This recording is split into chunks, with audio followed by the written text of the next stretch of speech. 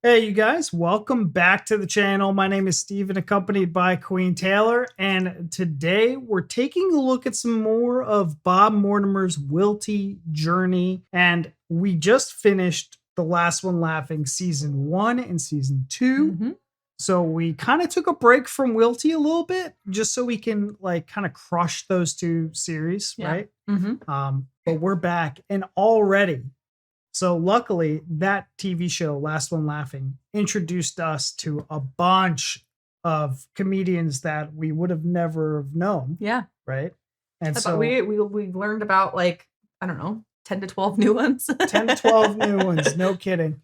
And already immediately, as we're about to start this, we're on like the screen at, I don't know, at the beginning of the video. Like the beginning of the video. And is that Mel?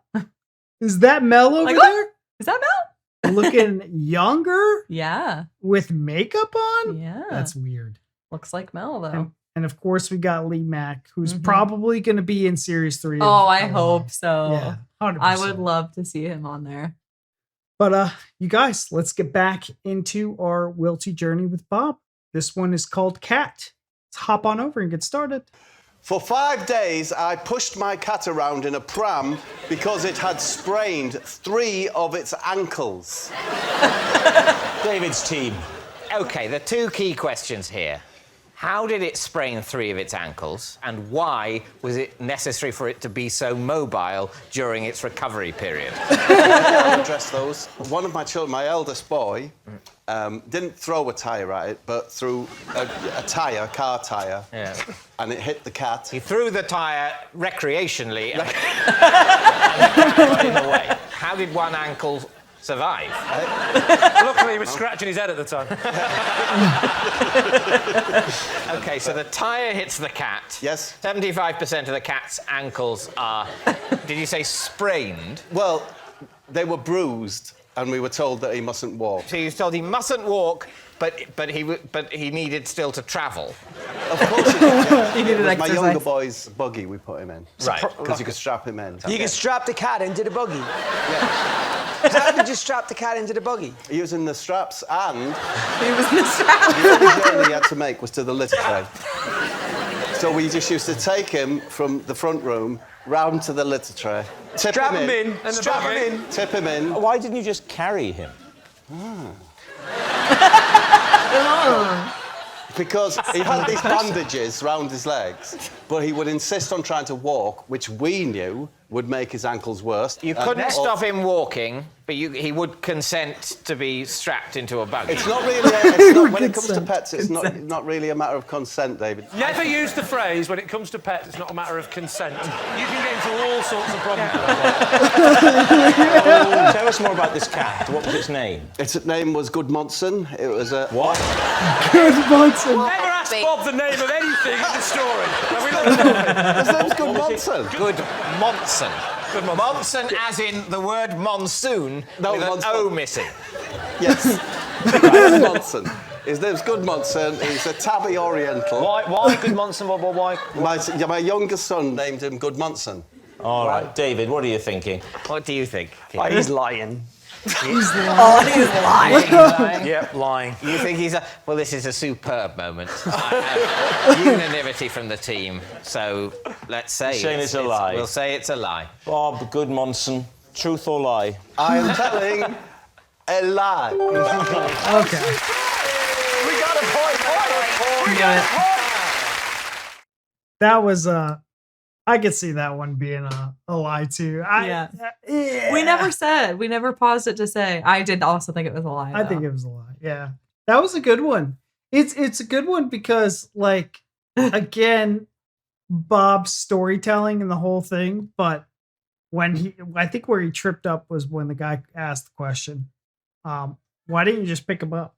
See, but I think he tripped up a little bit there too, but I also think he's like, this was a really great example of just how quick he is. Oh, yeah. Because I would have been like, oh, shit, yeah, good point. You know, and he was just like, well, because, like, he's just so quick. And And this is why he is perfect on this show. he's a masterclass. Mhm. And we've seen that with Last One Laughing also. Mhm. And it was brilliant seeing David Mitchell. I mean, just seeing that whole cast in that show was really incredible. Yeah. But now being able to see them more in his element, because David Mitchell's really gosh darn funny. Like Yeah. he was like, and the cat consented to this. Yes. What? The two of them, I would say, the two of them and Lee Mack, I think, are Wilty. Yeah.